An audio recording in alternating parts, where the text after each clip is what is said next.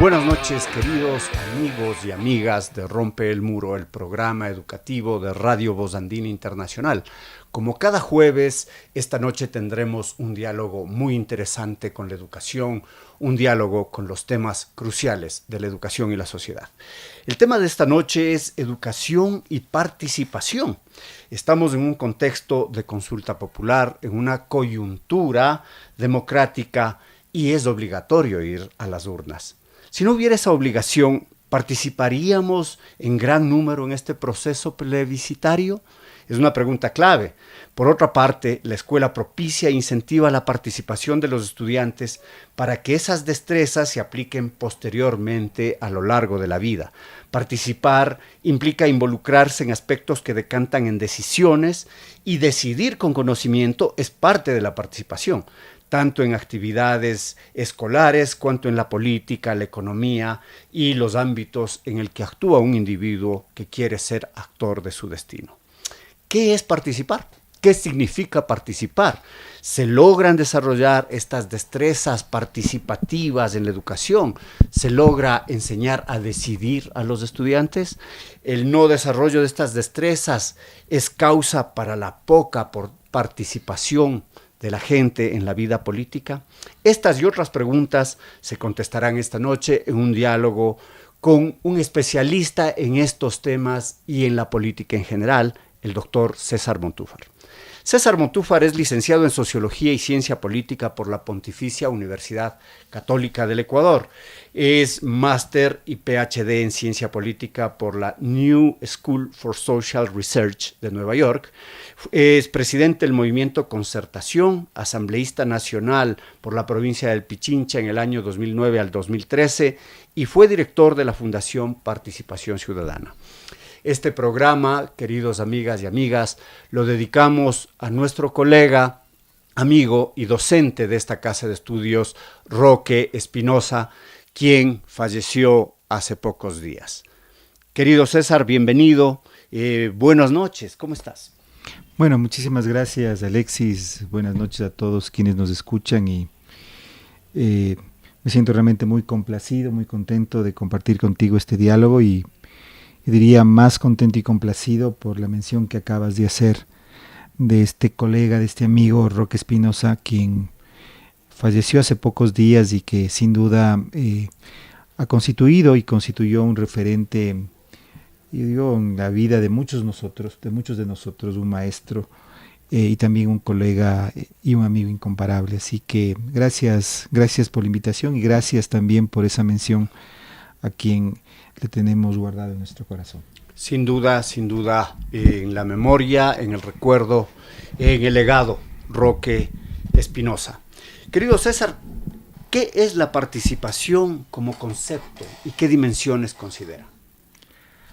A ver, creo que en el Ecuador mucho hemos hablado de participación, y no solamente en el Ecuador. Esta es una corriente que se afianzó en el llamado mundo del desarrollo desde la década de los finales de la década de los 60 y de la década de los 70, muy de la mano de lo que en ese momento eran las prescripciones de las organizaciones multilaterales, principalmente el Banco Mundial, que en perspectiva de los programas de desarrollo y en el énfasis que en esa época se comenzó a dar dentro de las ideas del desarrollo al tema de la pobreza, se buscaba de una u otra forma, y ese discurso de la participación fue cambiando, evolucionando hacia el concepto o la noción de empoderamiento, pero lo que se buscaba era que quienes iban a ser los beneficiarios de los programas de desarrollo, sobre todo de lucha contra la pobreza, tomaran parte de las decisiones.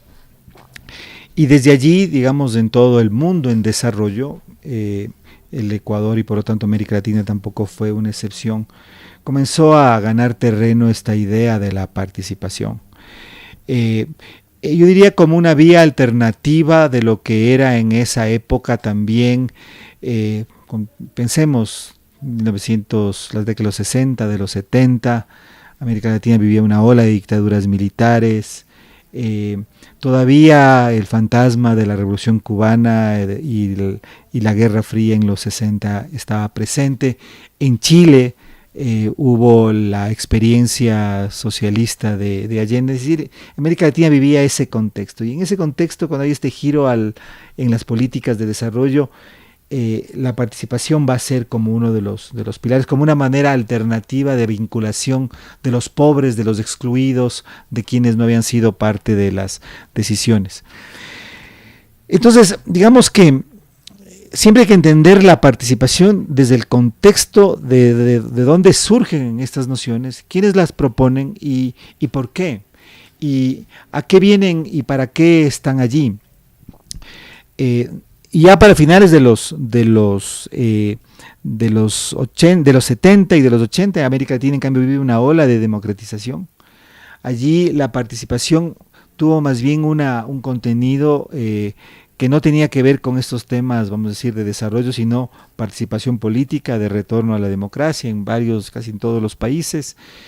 Y en ese momento la idea de, no con ese nombre, estábamos hablando no de participación, estábamos hablando de retorno a la democracia y de activación de la sociedad política, pero por otro lado con un movimiento popular y un movimiento sindical que ganó fuerza en el Ecuador, por ejemplo, desde la mediados de la década de los 70 y en los 80 con muchísima fuerza.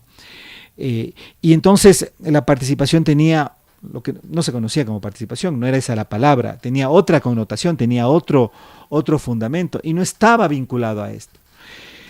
En la década de los 90, en el caso ecuatoriano, sobre todo a partir de lo que fue el levantamiento indígena en 1990 y lo que después va a ser la conformación de ciertos colectivos, tampoco se utilizaba esa palabra, pero organizaciones sociales, movimientos sociales, la conformación de la llamada coordinadora de movimientos sociales, estoy hablando de la primera parte de la década de los 90, mediados de la década de los 90, el movimiento indígena, un declive del movimiento sindical, una articulación del movimiento sindical a este nuevo universo.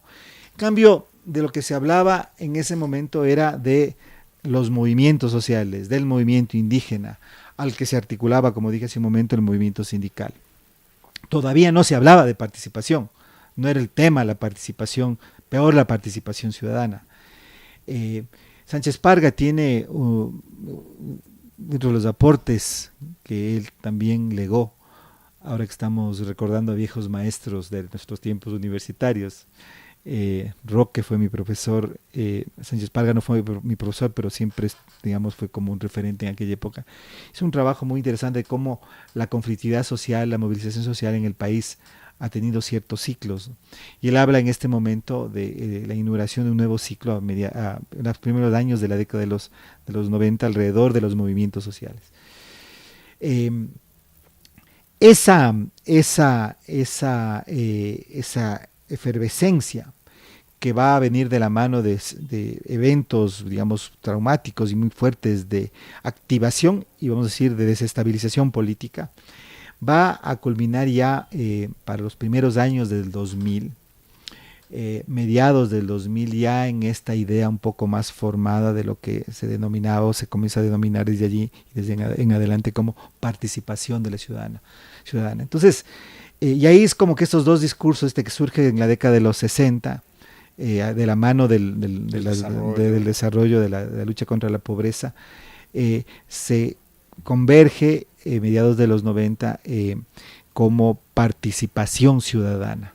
Yo en esa época, además, como tú hiciste referencia, junto a otras personas, trabajé y cofundé una fundación que hasta ahora existe. Yo me he retirado de esa fundación, pero existe, que es Participación Ciudadana, pero ahí convergen. Pero en realidad, yo te diría, para mí la participación, ya en términos de su eficacia política, más bien va en vía contraria a lo que es su discurso o su retórica, que esta del empoderamiento ciudadano, más bien implica para mí un desempoderamiento, si cabe la palabra, un debilitamiento de estas versiones colectivas de participación, el movimiento sindical, como te decía, en los 70, 80, los movimientos sociales en los 90.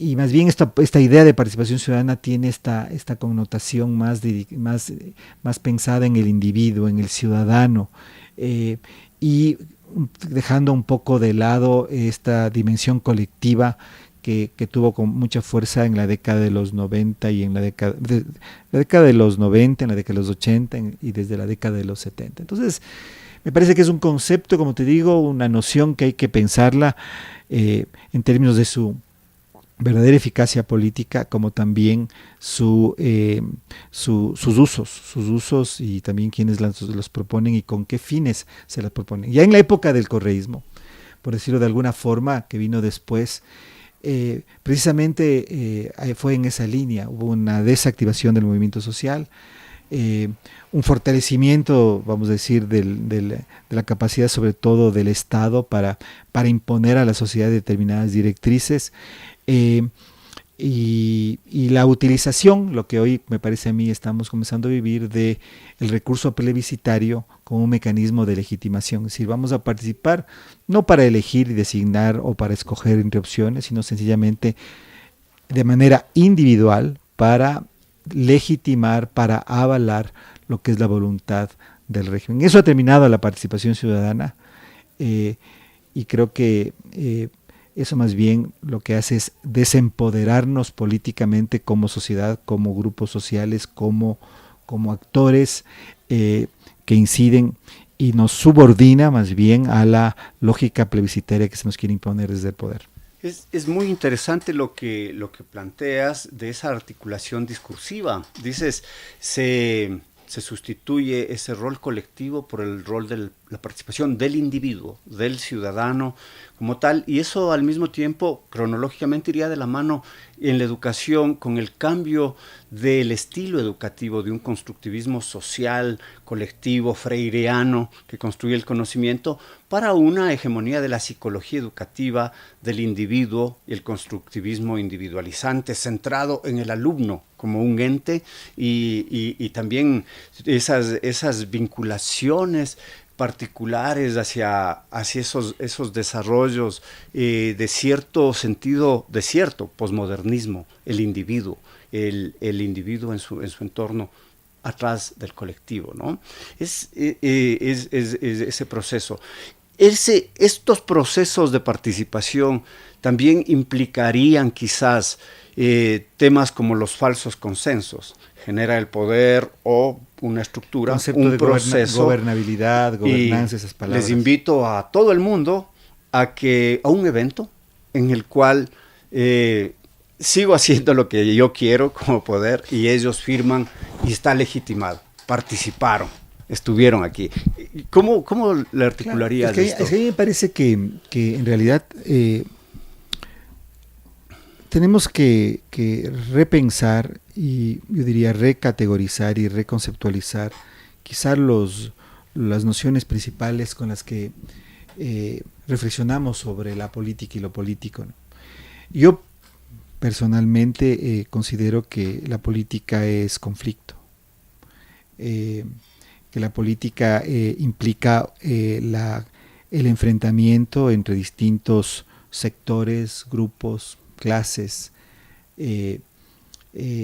alrededor de pugnas redistributivas de recursos económicos, redistributivas de espacio, de significado, de espacios de decisión, y por lo tanto la política se desenvuelve en un campo de fuerzas, en el que los actores pugnan, luchan, cada uno con más o menos recursos, para que el Estado de una u otra manera los distribuya.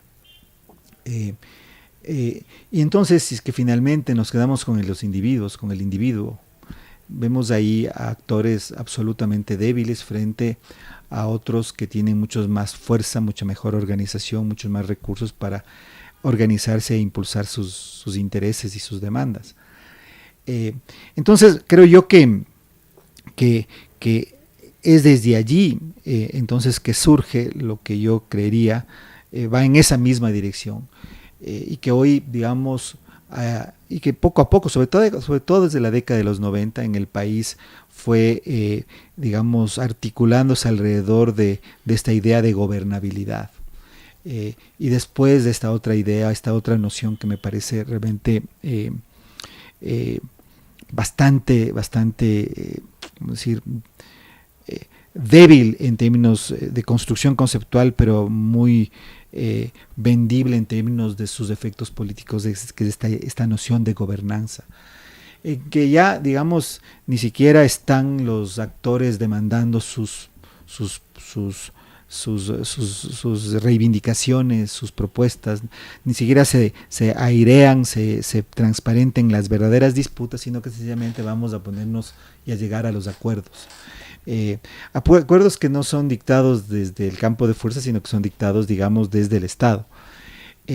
Todo eso me parece va en la línea de este, yo diría, empobrecimiento del lenguaje político, de empobrecimiento de los referentes y de las conceptualizaciones que nos permiten poder vivir y ejercer la democracia.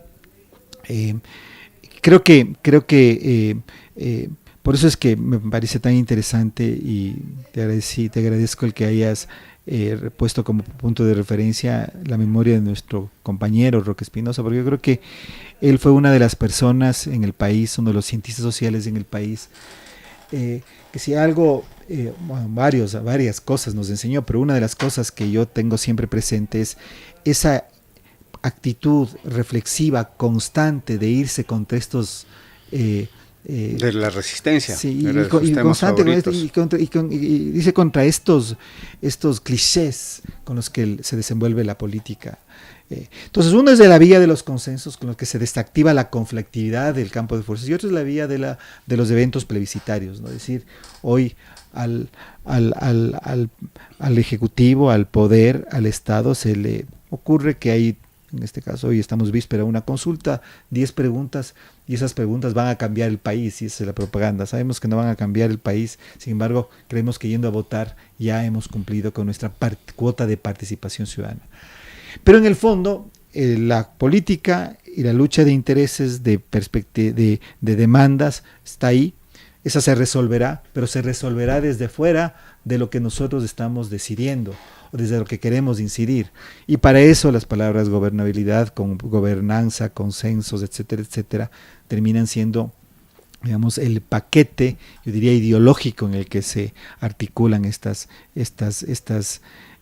tendencias que se van plasmando en el país. Y una satanización del disenso y del debate. Una satanización del conflicto. Y del conflicto. Es malo per se. Y de la discrepancia. Y de la discrepancia. Porque tenemos la idea de que el Ecuador es un país inestable. Es un país que tiene demasiadas peleas y demasiados conflictos. Y eso es absolutamente falso. El Ecuador ha sido un país muy estable. Hay, por supuesto, eventos de irrupción, pero eso es propio de cada sociedad. Además, con niveles de violencia relativamente bajos si los comparamos a otros países. Entonces, se ha satanizado el conflicto, se sataniza la discrepancia, se sataniza vamos a decir, la impugnación, ¿sí? En unos niveles más que en otros. Por ejemplo, si tú ves a nivel de la política nacional, vamos a decir que de una u otra manera es evidente el conflicto y hay actores que están impugnando. Pero a nivel de la política local está casi anulado.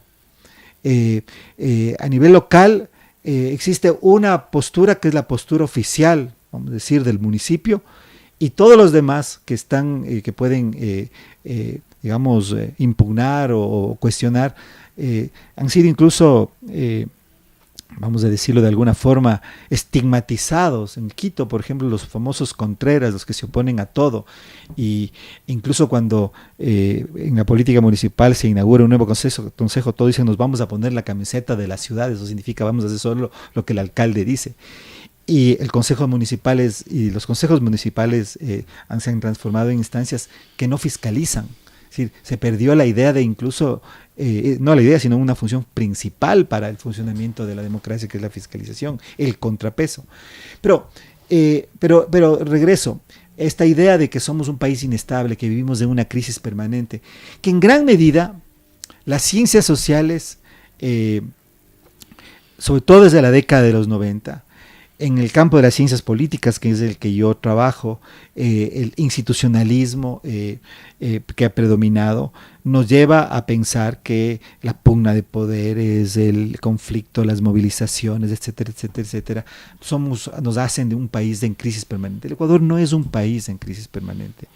Quizá hoy estamos avisorando algunos rasgos de que podría ser una crisis, pero ha sido un país relativamente estable, en donde ha habido bajos niveles de violencia política, en los que ha habido espacios de participación, pero asimismo también estos nuevos dogmas sobre los cuales se intenta, me parece a mí, debilitar la idea de que la política es conflicto y que el Estado resuelve estos conflictos redistributivos, que es una de sus funciones principales.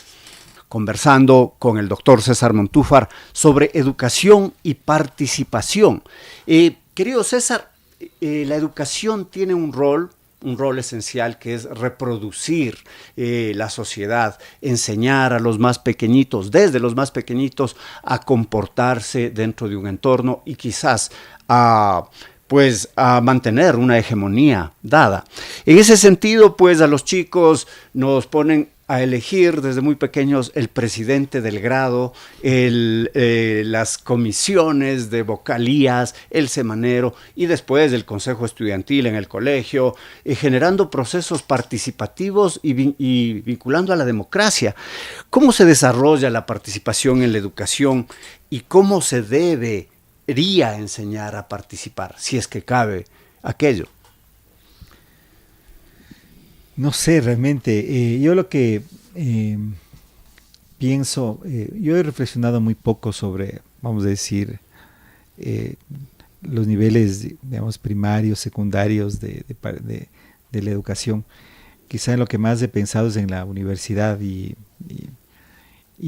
tal vez podría ir un poco a pensar en la respuesta a tu pregunta, más bien ubicarme en el ámbito de la universidad y en el ámbito universitario, ¿no? Pero lo que yo creo es que,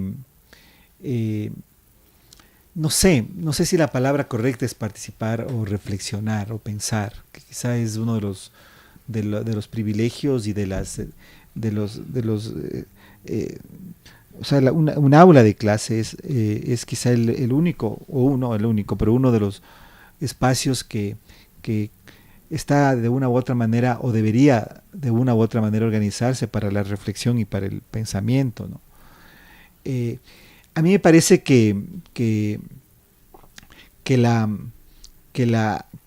el país, y para eso quizás sí valga lo que tú estás diciendo y que sea un proceso bien interesante, sí ha vivido un proceso en los últimos años en el que, aunque parezca pequeño, estas designaciones de presidentes, de secretarios del curso, del grado, etcétera, etcétera, sí van creando un hábito y se van creando un imaginario en el que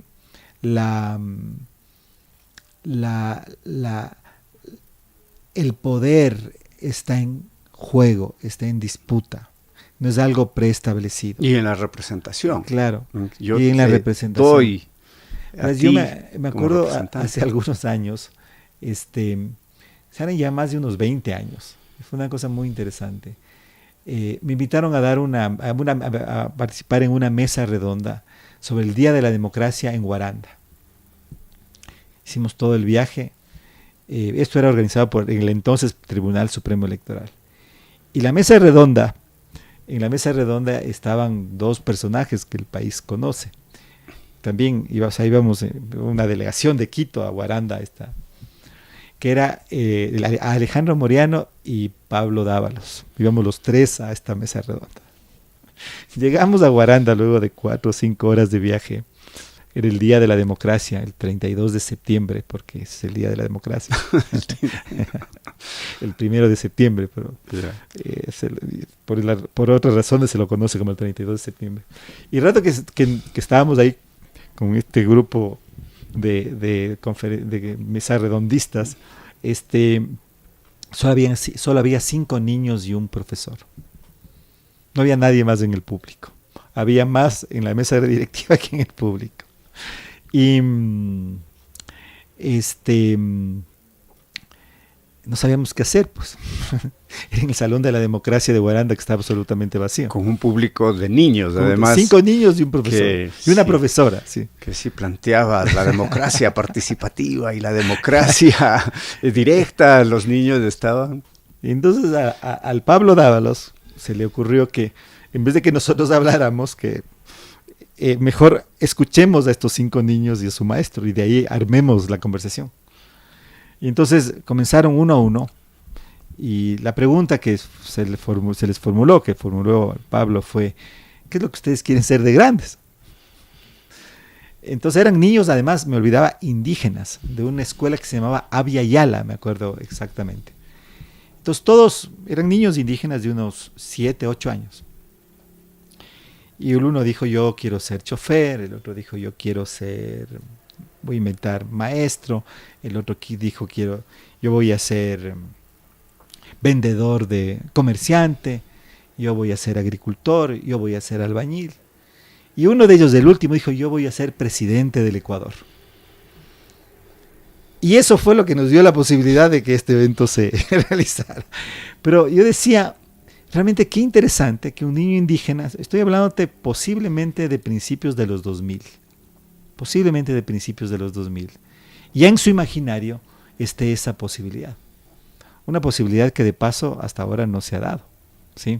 Quizá podríamos decir que por unas horas, en el mes de enero del año 2000, cuando se conformó ese consejo de facto entre el presidente de la Corte Suprema, un delegado de las Fuerzas Armadas y el presidente de la CONAIE, ha sido la única vez en la historia del Ecuador en que, de facto, no democráticamente, porque hubo un golpe de Estado en contra de Maguad en ese momento, un presidente de la CONAIE, un representante del pueblo indígena, estaba en el núcleo. Antonio Vargas, la única vez, por unas horas, que después eso se disolvió, porque en el Ministerio de Defensa el presidente Gustavo Noboa se posesionó, el vicepresidente Gustavo Noboa se posesionó. Pero, o sea, es decirse como que se rompieron los muros en ese momento del poder, o sea, como que en realidad en estos años de democracia, desde el 79, eso sí ha sucedido en el Ecuador. Y eso sí me parece importante. Pero al mismo tiempo eso ha venido de la mano de ese empoderamiento, como hablábamos hace un momento colectivo, en donde más vale la acción individual, personal, la participación ciudadana, a la movilización de colectivos sociales. Entonces son eventos paradójicos porque siempre así es la política, siempre es contradictoria, siempre es paradójica, nada avanza hacia una sola dirección. Quizás en lo que planteas habría ese, llamémoslo, movimiento de los forajidos contra Lucio Gutiérrez, una mezcla del individuo participando y la movilización. Es muy interesante porque no era un movimiento social, no era una corporación, y eran diversos sectores de diversas clases sociales, incluso movidos como individuos. Claro, pero el problema es que eso se disuelve y finalmente el poder opera y se reproduce. Entonces, en el fondo, en muchos casos, como creo que ocurrió en los golpes de Estado contra Bucaram, contra Maguad y contra Gutiérrez, se utilizó esa movilización individual, pero el poder que estaba detrás, la resolución de los conflictos y de las pugnas que marcaban cada una de esas coyunturas, fue resuelta en otro lugar, fue resuelta con el arbitraje de las Fuerzas Armadas, con el arbitraje del Comando Conjunto de las Fuerzas Armadas. Entonces, eso en realidad no es un mecanismo de participación, yo diría, ni democrático. O sea, la participación ciudadana no necesariamente es democrática, puede ser profundamente antidemocrática. Vamos a decir, si mañana o en esta consulta el presidente Noboa, que está haciendo una consulta, me parece a mí, solo con el fin de acrecentar y avalar su estilo autoritario de gobierno, triunfa arrasadoramente. Que él gane esa consulta no es un acto democrático. La democracia es mucho más que la conformación de mayorías electorales. Y la participación es mucho más que las mayorías electorales, pero ahora está reducida a eso. Entonces, El problema de la participación individual es que no te conduce a que estos conflictos, vamos a decir, sustantivos, de poder, de recursos, de conceptos, de ideas que se dan en el campo de fuerzas, tengan una resolución al menos transparente, porque en el campo de fuerzas lo que opera es la correlación entre los distintos recursos y poderes y fuerzas entre los actores. Y eso es lo que finalmente se da. Sin embargo, y aquí me voy a contradecir lo que estoy diciendo, en la historia ecuatoriana en los últimos años, ese mecanismo plebiscitario ha tenido en algunas circunstancias efectos democratizadores, es decir, no siempre tiene efectos contrademocráticos, sino también democratizadores. Pensemos en lo que fue la consulta popular de junio del 86, convocada por el presidente Febres Cordero para también afianzar su poder, una situación muy parecida a la que tenemos en este momento, avalar un tipo de una fuga autoritaria del país, como tenemos en este momento, y a través de algo que parecía también democrático, que era que los independientes participaran en la política, que no tuvieran a los partidos políticos como o sea, que no tuvieran un auspicio o no fueran cualquiera afiliados. Dice yo quiero ser presidente y me lanzo. Eso suena democrático, pero no es democrático. ¿Por qué no es democrático? No es democrático porque la política tiene que estructurarse, pues no es el deseo personal porque yo soy el dueño de un banco, porque yo soy el hijo del hombre más rico del Ecuador y entonces yo quiero lanzarme, entonces quiero hacer política. No, la política tiene que estructurarse. La política implica ideas, conceptos, implica incluso la articulación con grupos, con sectores, con intereses que están presentes en la sociedad. Eso es una política democrática y representativa. Pero si tú dices, no, cualquiera puede lanzarse cuando le dé la gana y es un problema de voluntad personal, de deseo personal, eso no es democratizador, eso más bien va en contra de una democracia estructurada. En el 86, en junio del 86, el voto de los ecuatorianos detuvo ese proyecto. Ahí tenemos algo muy interesante. Una visión también de rechazo a la prepotencia sistemática de Febres Cordero. Ganó el no, abrumadoramente. Ganó el no, ¿te acuerdas? Y eso fue un tema incluso que no pudo anticiparse porque parecía que el presidente en ese momento iba a arrasar en las urnas. A lo que voy es a que la política en el Ecuador, lastimosamente, no sé si lastimosamente, pero la política en el Ecuador, me parece a mí, ha ido en el camino de desactivar las formas colectivas de participación, ¿sí? Y más bien fragmentarlas cada vez más hasta llegar a lo que podríamos decir la participación individual reducida a la concurrencia obligatoria a las urnas para consignar el voto por una u otra opción, lo cual no tiene, a mi modo de ver, casi nada, tiene muy pequeño residuo democrático.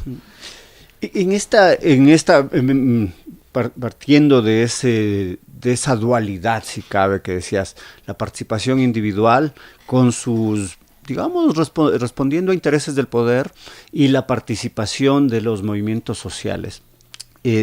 Un estado del país en que los movimientos sociales no están en su mejor momento. Si hablamos, hay una excepción, el movimiento indígena, ¿no? La CONAIE quizás, los sindicatos están en debilidad, no se vislumbran, quizás los movimientos ambientalistas tiene cierto sentido, del movimiento antiminero ahora, y con todo eso, los ecuatorianos somos mucho o poco participativos. ¿Y en qué ámbitos participamos? Somos muy participativos, somos una sociedad muy politizada.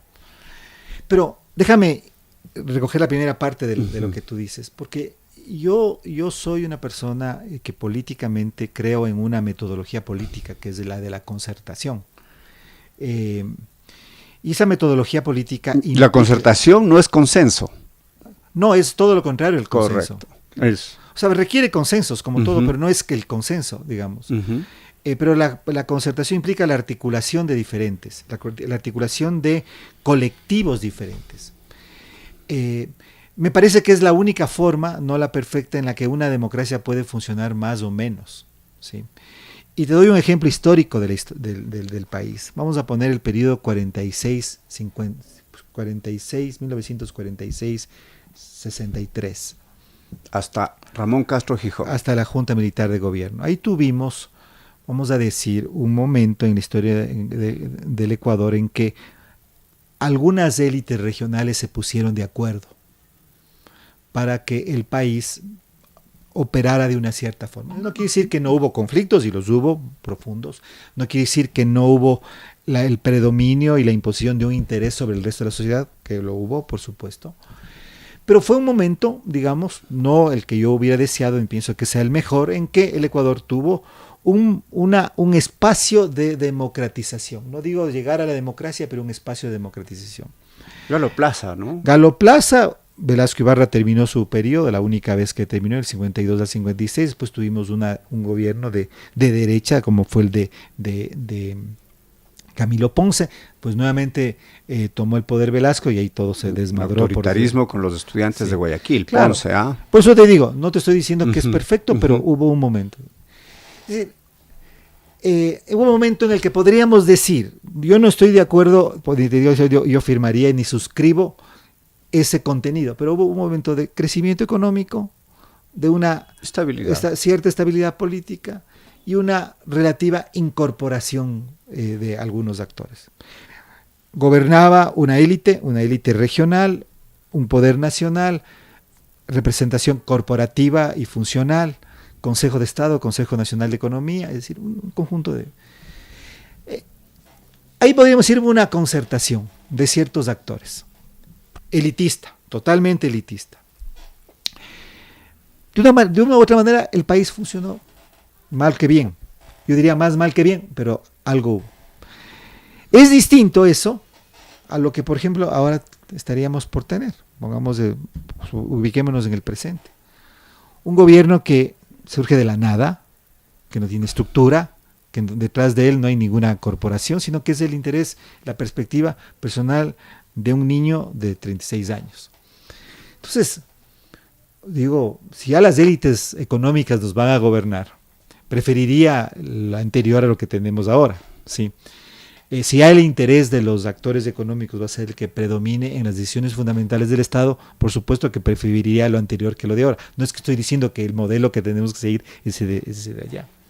Pero sí pienso que el Ecuador sí podría imaginar un arreglo político, institucional, de mucha mayor participación de actores colectivos, en donde, no digo sin conflicto, no digo con los consensos, podamos articular la diversidad que existe en este campo de fuerzas al que te hacía referencia. Entonces sí pienso que por ahí puede, y por eso es la idea de la concertación. Yo hice política durante muchos años, en un movimiento que ya no existe, que se llamaba precisamente concertación, porque esa era la idea, pero la idea era contrapuesta a la de lo que en ese momento emergía como un proyecto plebiscitario, que era el correísmo, que era, digamos, una ideología de izquierda, pero en el fondo una metodología, porque los seres humanos podemos tener muchas ideas, pero en el fondo somos no solo las ideas, sino lo que hacemos, principalmente lo que hacemos, una visión más bien pragmática. Conservadora. Pragmática, que digamos que es el caudillismo autoritario. La metodología del correísmo era el caudillismo autoritario, nosotros queríamos oponer al correísmo la concertación. El caudillismo autoritario en el Ecuador ha tenido múltiples versiones, pero la versión moderna más interesante es la de Velasco Ibarra. Es el caudillo comunicado directamente con las masas, ¿no es cierto? El que decide, ¿sí? Ahora, para decidir puede hacer plebiscitos, puede utilizar elecciones, o puede sencillamente interpretar psicológicamente aquello.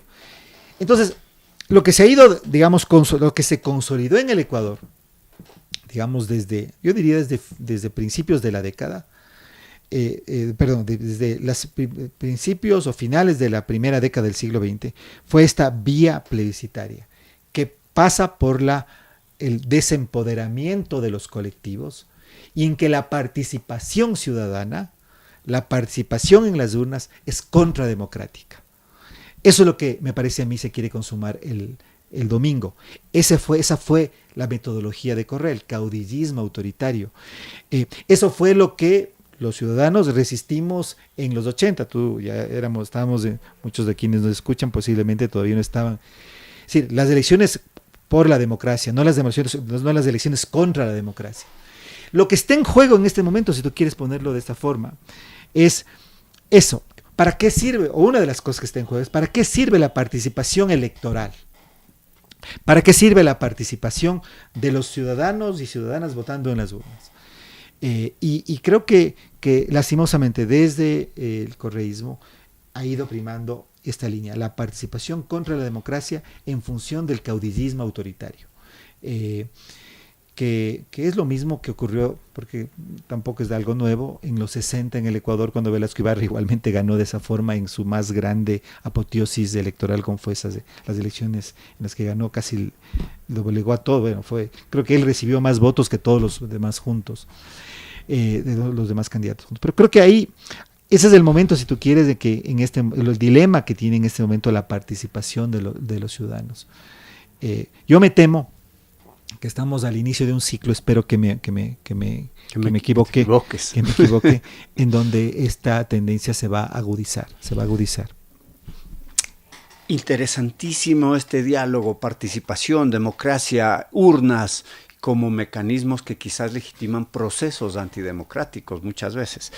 Rompe el Muro, el programa educativo de los jueves, el programa educativo de Radio Voz Andina Internacional, conversando esta noche con el doctor César Montúfar sobre educación y participación. Hace un rato decías que los ecuatorianos somos muy participativos y sin embargo en redes sociales, a propósito de la consulta, se ven entrevistas a las personas y dicen, ¿usted sabe qué significa el arbitraje internacional? Que es una de las preguntas que se tratarán. Y dice, no, la verdad no, pero igual voy a votar sí, ¿no? Y dice, ¿usted sabe si hay ventajas o desventajas en el trabajo por horas? Dice, no estoy muy enterado, ¿no? Entonces, esos contextos podrían decirse que en la participación que se va a dar, hay un conocimiento del léxico, un conocimiento de los temas, se va a ejercer el derecho al voto desde una conciencia o un raciocinio, o por el contrario es difuso y responde a la propaganda política, a la comunicación política o a la antipatía o no sobre el proponente. No, a mí me parece que en general los ecuatorianos tenemos una clara conciencia de lo que está en juego. Y eso yo creo que es algo bastante positivo de cómo en las últimas décadas ha ido cambiando, ha ido modelándose la conciencia política, que no es las conciencias políticas que hacen una república. Los ecuatorianos en este momento sabemos que en juego no está el arbitraje internacional, ni el trabajo por horas, ni siquiera el tema de lo de las Fuerzas Armadas. La extradición a Estados Unidos de los... Sí, la extradición, claro, digamos. Esos son los temas que están ahí. Los ecuatorianos en este momento sabemos que lo que está en juego es darle más poder a Noboa, darle un cheque en blanco o no darle. Eso es lo que está en juego.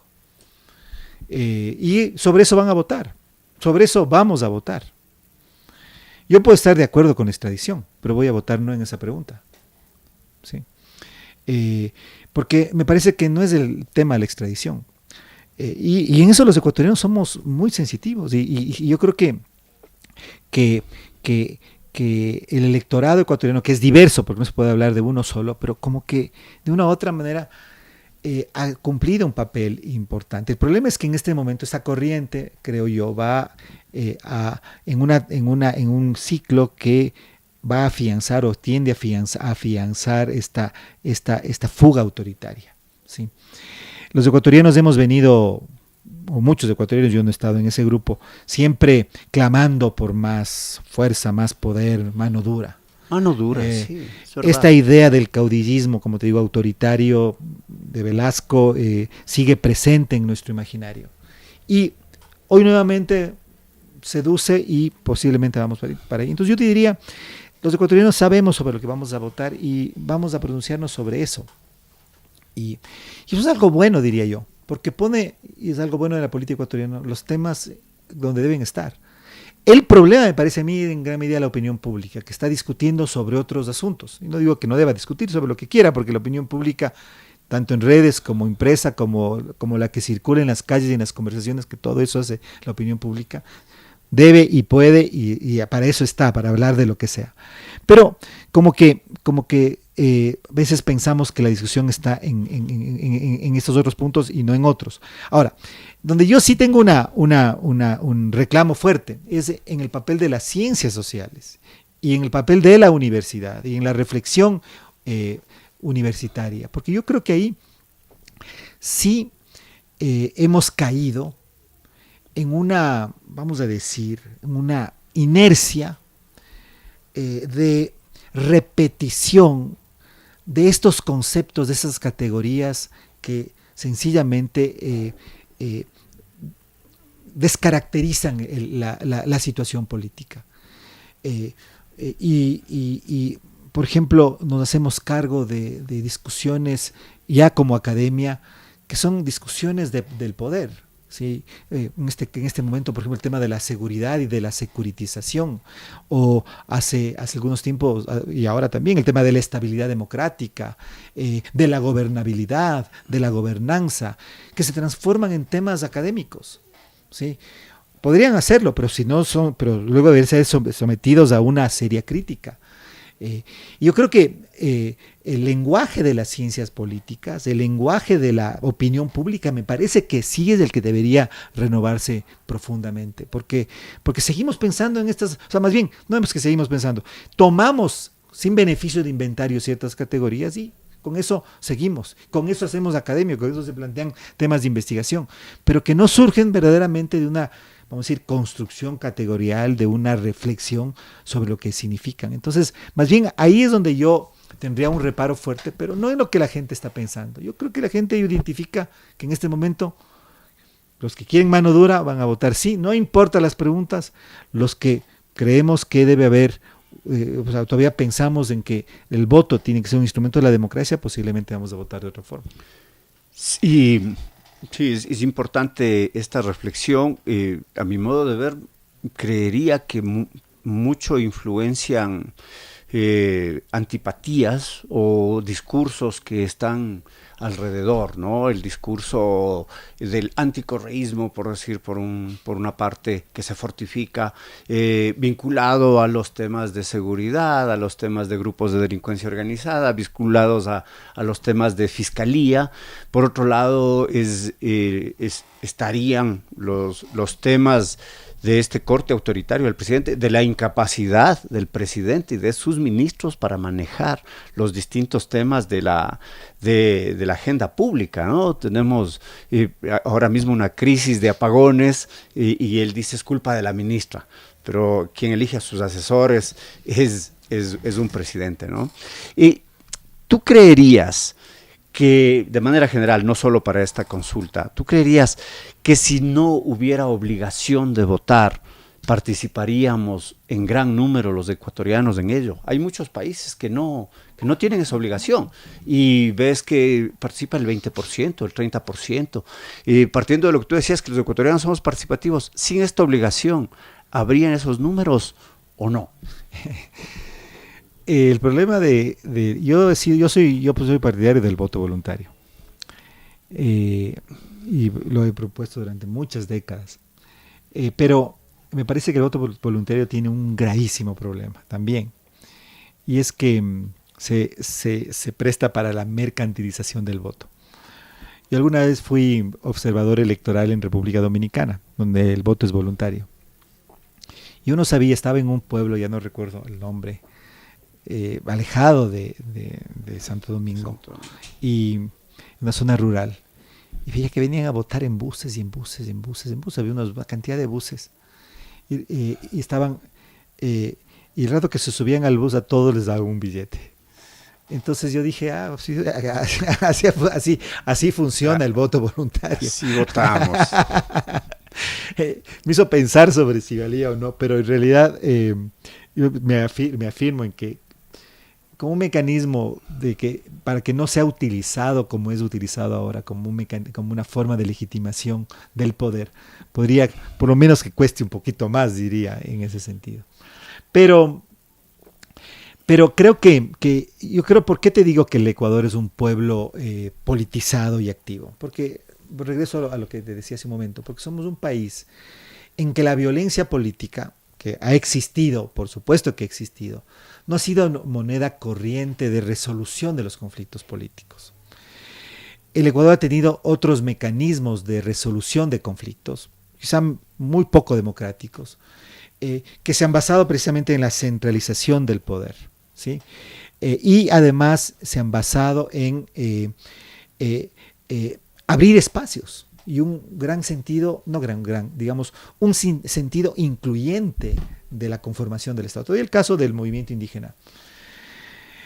El movimiento indígena en pocos años logró, desde el 90 hasta el 98 y después del 2008, no solo avanzar en sus reivindicaciones, en muchas de ellas, por supuesto, no estoy diciendo que es suficiente y que ya todo debió y todo lo que se hizo debió hacerse y con eso se cumplió un ciclo, no. Pero logró, sin mayor violencia política, avanzar hasta meterse en el núcleo del concepto de Estado en el Ecuador en el 2008, que es la de Estado plurinacional y multicultural. 20 años, claro, hay una lucha que viene de muchas décadas atrás, desde la década de los 40 con la Federación Ecuatoriana de Indios y la reforma agraria, etcétera, etcétera. Las escuelas de Dolores Cacuango. Y un montón de otros elementos, ¿no es cierto? Pero si uno mira el nivel de violencia para un proceso de democratización de la sociedad ecuatoriana de tal magnitud, uno dice, impresionante, es impresionante. O sea, es impresionante. Entonces, creo que el que no haya existido la violencia como mecanismo ha sido una gran ventaja y eso hace que la participación sea posible, sea dable. Yo siempre digo, los golpes de Estado, los momentos de mayor inestabilidad desde el 95 hasta el 2005, ¿no es cierto?, de la época moderna, del periodo contemporáneo de la historia ecuatoriana. Yo recuerdo el golpe de Estado contra Abdalá y a veces yo digo con broma que no solo que no hubo muertos, sino que hubo hasta resucitados. Recuerdo que alguno de los manifestantes cayó inconsciente y todo el mundo en la prensa, en la televisión que transmitía en vivo las movilizaciones, decía, hay un muerto, y el muerto salió caminando, resucitó porque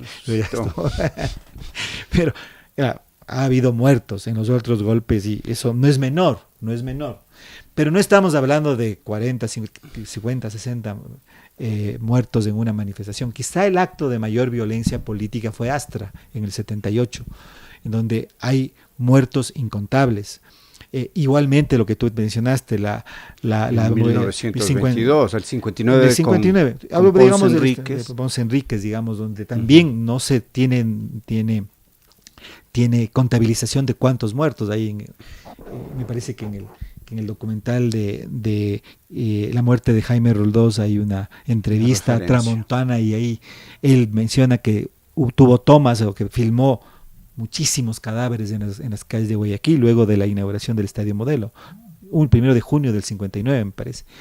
Pero si uno deja esos hechos, por supuesto repudiables, en realidad la violencia política no ha sido parte principal, no la violencia sí, pero la violencia política represiva del Estado.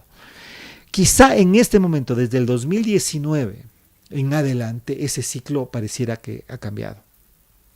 Y eso abre una diferencia importante entre la historia ecuatoriana, que estaríamos en este momento iniciando como un nuevo ciclo ahora.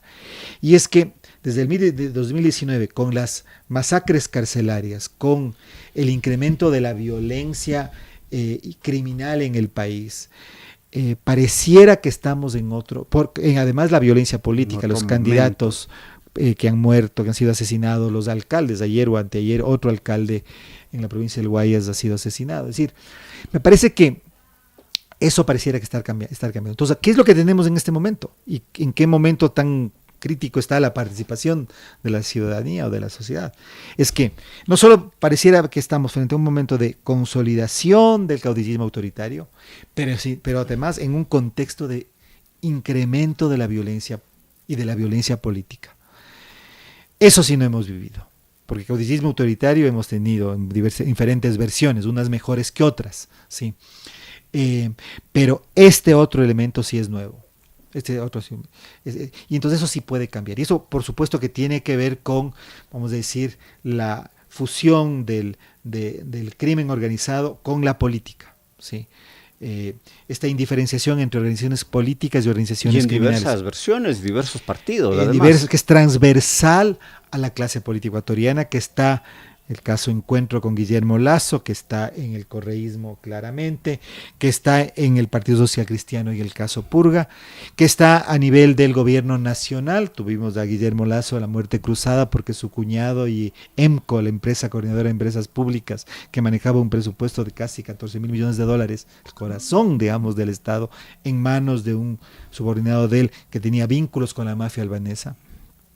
Y tenemos que ocurre lo mismo con el alcalde de Manta, con alcaldes de otras ciudades, y también está a nivel de los gobiernos seccionales. Y llegó a un puerto de Europa un cargamento de banano ecuatoriano con cocaína también. Claro, y los vínculos del actual gobierno económicos del actual presidente con el sector exportador del banano. Entonces, eso sí es nuevo, y por lo tanto, entonces, podría ser que estamos ante un momento, el arranque de un nuevo ciclo. Uh-huh. Y ahí la participación ciudadana, por supuesto que me temo, va a ser un elemento principal, porque ya desde la época de Correa, creo que nos fuimos acostumbrando a que las consultas populares son sencillamente un mecanismo que se utiliza desde el gobierno para avalarlo. ¿Qué hacer en este contexto, César? ¿Qué hacemos? Yo creo una que nueva generación de políticos, una nueva tendencia que no esté vinculada pues a la mafia y que salga como una alternativa, los movimientos sociales fortificados. ¿Qué hacer? Y yo creo que eso tiene que ver mucho con la educación. Yo creo que ahorita tenemos que radicalizar la crítica. Yo creo que hay que radicalizar la reflexión y la crítica desde el pensamiento. Y creo que eso tiene mucho que ver también con la universidad. Y con la universidad pública, sobre todo con la universidad pública. Me parece que es el momento de repensar crítica y radicalmente la realidad, lo cual implica abrir los espacios al máximo para el debate, para la discrepancia, para la ventilación y la fundamentación de ideas. Yo creo que, y yo digo desde mi campo disciplinario, yo creo que es absolutamente necesaria una renovación yo diría, epistemológica y terminológica de la forma como pensamos la realidad. Y creo que ese es el papel que tenemos como educadores. Y por eso es que regresemos a Roque Espinosa, porque yo creo que nuestro compañero Roque, creo que nunca abandonó esa actitud frente al pensamiento y frente a la vida, que en general siempre van juntas. Y por eso es que me parece que su figura y su legado es tan importante en este momento. Pero yo creo que el educador, el pensador, el académico, el profesor, tiene en este momento ese deber, si cabe la palabra. El otro día tuvimos una muy interesante conversación aquí en la universidad con Enrique Ayala, quien habló sobre la universidad. Y me parece que él ahí, y eso me pareció muy importante de lo que propuso, situó al conocimiento en el centro de la tarea de la universidad. Yo agregaría a eso sencillamente el conocimiento, pero con una perspectiva crítica y reflexiva con relación a la historia, al momento de la historia que vivimos, al ciclo en el que vivimos, que no es solamente el Ecuador. Yo creo que en el mundo, en América Latina, tenemos procesos y tendencias similares. Y creo que ese es el papel que tenemos quizá como educadores, que no es un papel etéreo, sino que se da que no es un papel menor. Y no sí, puede ser que no sea menor, que no es etéreo, que no es que se da solo en el campo de las ideas, se da en el aula, se da en lo que escribimos, se da en lo que conversamos, y que se da en el modelo universitario que asumimos, ¿sí? Y creo que eso hace que la universidad y la universidad pública tengan en este momento un lugar muy importante, muy importante. Yo creo que debemos radicalizarnos, yo creo que es la hora de radicalizarnos. Hemos sido demasiado tranquilos y complacientes con lo que se nos ha dicho. Creo que cuando tenemos a un gobernante como el que el Ecuador tiene, cuando hay otros gobernantes similares o incluso mucho más complejos en la región, no creo que podamos hacer que el pensamiento calle y ni que nuestras palabras callen. El pensamiento no debe callar, debe radicalizarse, la posición crítica debe salir con más fuerza. Estamos llegando al final de este diálogo, de esta entrevista con César Montúfar, y sin ser pitonizos, más bien desde el análisis político, desde las estadísticas, desde la perspectiva general de un cientista social, de un estudioso de la ciencia política. Gana el sí, gana el no, ¿cómo va eso? Se divide, las preguntas claves. ¿Cómo ves tú esta perspectiva? No, sabes que no sé, no he mirado las encuestas en los últimos días, nunca he mirado las encuestas tampoco. No sé. Yo lo único que sí puedo decirte con algún nivel de certeza es que los ecuatorianos sabemos por lo que vamos a votar. Y no vamos a votar por el arbitraje internacional, no vamos a votar por el trabajo por horas, ni siquiera vamos a votar porque las Fuerzas Armadas estén en las calles. Vamos a votar por darle más poder a Noboa o para pararle a Noboa. Yo creo que así está dividida en este momento la conciencia electoral, las conciencias electorales del país. Yo por lo menos estoy en el segundo grupo. Yo creo que a Noboa hay que ponerle un alto. Si no le ponemos un alto ahora, después va a ser demasiado tarde. Ya ocurrió con Correa. Con Correa se le abrió un espacio enorme y el resultado, a pesar de que era un proyecto mucho más fundamentado, sostenido en ideas más sólidas, con equipos, con personas muy solventes en muchos campos y con muy buena intención y con un genuino deseo y voluntad de decir, servicio al país en términos muy generales, pasó lo que pasó. Ahora, cuando no hay nada de eso y tenemos además circunstancias más complejas como el crimen organizado, la violencia, el narcotráfico, no como fenómenos locales, sino como fenómenos transnacionales. La transgresión de acuerdos internacionales con el asalto a la Embajada de México. El asalto a la Embajada de México creo que es una radiografía de lo que vivimos en este momento como dilema en el país.